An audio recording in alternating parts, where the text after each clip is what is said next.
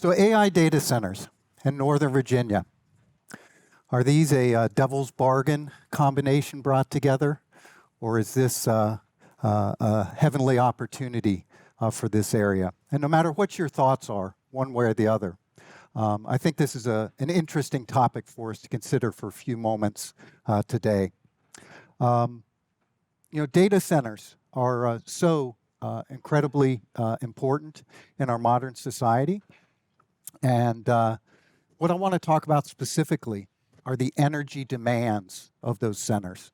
Okay, these data centers demand tremendous amounts of energy. Now, when we think about data centers, I think at some high level, we're all somewhat familiar with what these are, right? On the outside, they look perhaps not so different than a big box store, or perhaps an advanced computer chip manufacturing facility, like we might find just down the road in Manassas at Micron Technologies. But on the inside, these systems house advanced information technology, IT systems. Okay, tremendous number of computer processors, tremendous number of storage memory systems, and they work with a tremendous amount of data. And now today, we think about Northern Virginia, right? We're here in Northern Virginia, and for better or for worse, in this data center arena, we're considered to be the capital of data center, the greatest concentration anywhere on planet Earth, all right? For better or for worse, there are already hundreds of data centers just around us. And now, emerging onto the scene, there's a new evolution of this species, the AI data centers, right? This rapidly evolving technology, we hear about it on the news all the time. And what about these new AI data centers compared to the centers that are already around us? There are more processors, stronger, more powerful processors, more memory, more data. And in terms of the energy supply for that, we need even more power than before. And so this is a tremendous challenge, right? We see incredible opportunity. We're told about opportunity associated with AI data centers, the ability to tap into a knowledge-based economy and advance societal knowledge in the digital realm. But we have to figure out how we're going to power these things. So here in Northern Virginia, where are we going to get all of that power, all of that electricity? Well, we sit within something called the PJM energy market. Electricity is bought and sold between different companies that generate electricity. You also may know the name of Dominion Energy, which is a big player in energy, electricity in general, but also they have a number of facilities that generate electricity.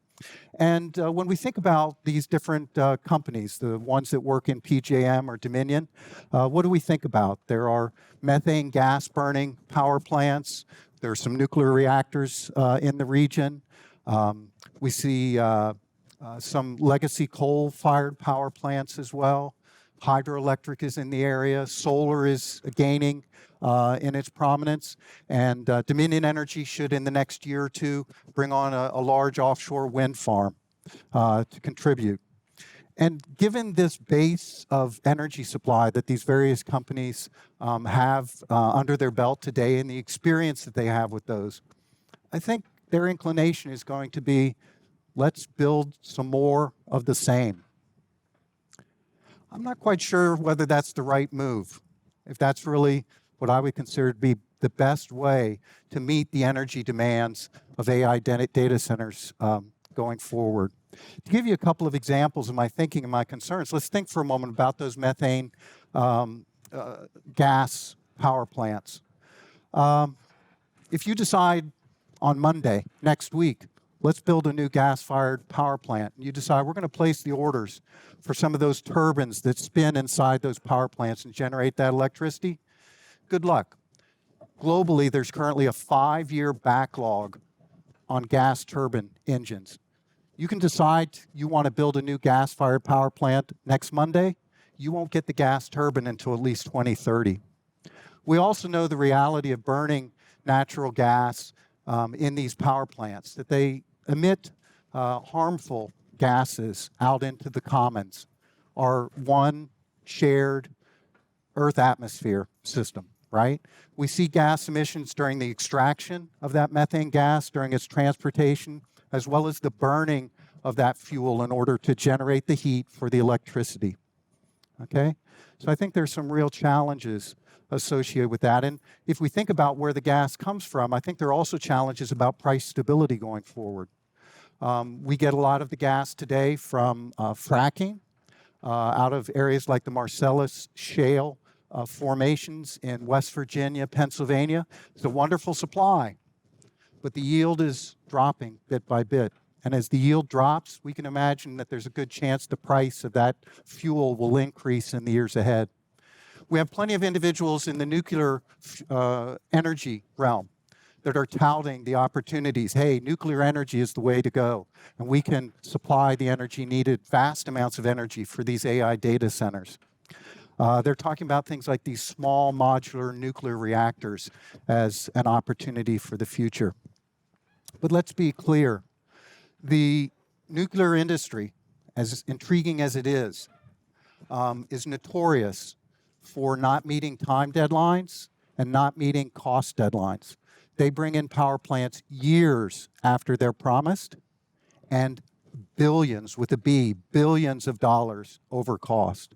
I mean, to date, the reality over a half century of nuclear powered electricity is that it's not a competitive technology for unsubsidized electricity into the market. So where do we turn? And so for today, I think I'd like to turn and think for a few moments about the heat of the heart of the matter, really. And that's a technology that may not be on the tip of your tongue, but it is down below our feet. And that's enhanced geothermal energy. Now, what is enhanced geothermal? I'm not talking about the grand prismatic geyser or Old Faithful surface heat in somewhere like Yellowstone National Park. Enhanced geothermal is a technology that drills down, way down, under the surface of the Earth to tap into, I don't know if it's the primordial heat of our Earth system, but it goes down a long ways. And how are we going to tap into that? Well, one of the things that we're very good at in this country is we have an amazing world-leading oil and gas industry that knows how to drill. We're world leaders in drilling down. Now, when we think about drilling down, what we need to do for electricity supply is we need to be able to reach temperatures of about 300 degrees Fahrenheit, 150 degrees Celsius, in order to supply that. And so if we do that, we tap into that heat, just like in a methane gas burning power plant or a nuclear power plant or a traditional coal-fired power plant, that heat can be used to spin a turbine, and that turbine then, in turn, generates electricity. So why are we thinking about it? Why am I thinking about enhanced geothermal energy here and now? Well, certainly any of us that pay attention to the news at all, AI data centers are in the news, right? It's the buzz right now. So there's clearly that. But we are truly confronted as a society with how are we going to power these things, right? And so I think there's an opportunity. I think there are really three threads of development that if we stitch them together, give us an idea of why it might be a good idea to weave enhanced geothermal energy into our energy mix for the future. And the three threads are that there are advances in knowledge, there's advances in capability, capacity, and there are financial opportunities associated with enhanced geothermal. So let's look at each one of these just quickly. If we think about knowledge, one thing that I've been excited about, I think it's amazing, there's a not-for-profit company that's put together Project Inner Space. And this is a web-based resource. It's a tool out there. You can look it up, Project Inner Space. Free access. And what they're beginning to do is map, use information data, big data systems, the sort of data that goes into data centers, to map the opportunity to tap into the heat of the Earth in all sorts of different places, including the United States.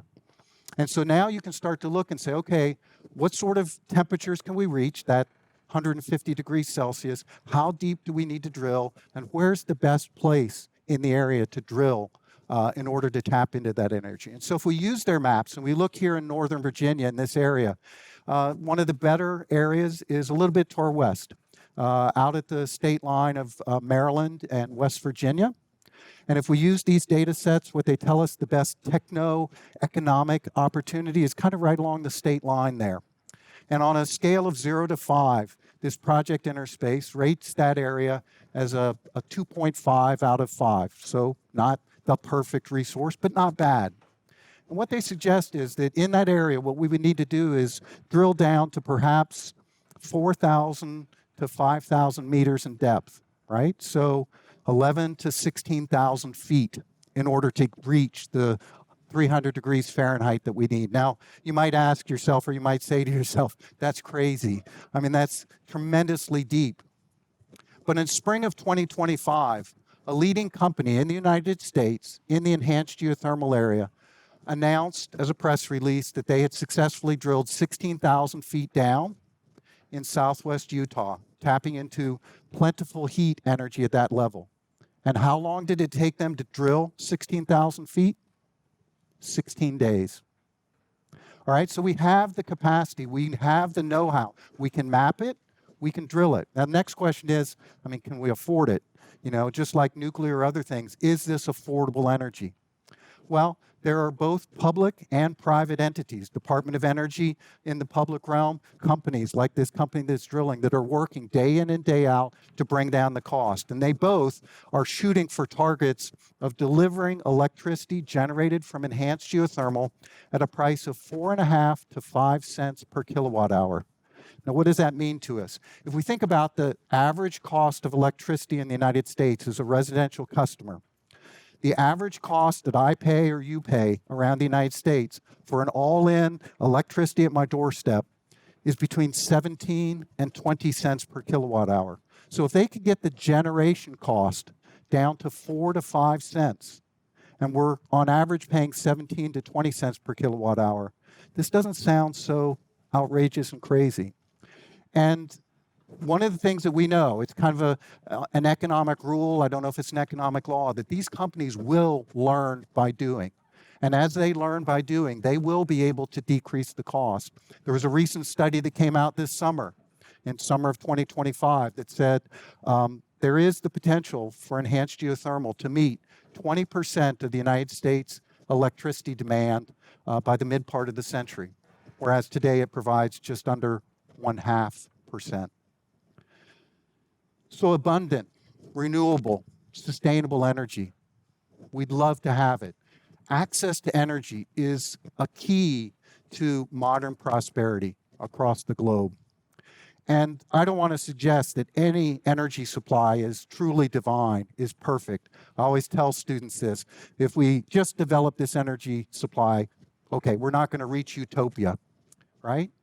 But tapping into the heat of the earth beneath our feet, I'm not sure that we should sleep on that opportunity. That may, in fact, be the best responsible way to bring together AI data centers for society. And if you want them in Northern Virginia, it may be the way to go forward here. So I wonder, who's going to capitalize on this opportunity? Might it be someone in this room? Enhanced geothermal for future AI data centers in Northern Virginia. Thank you very much.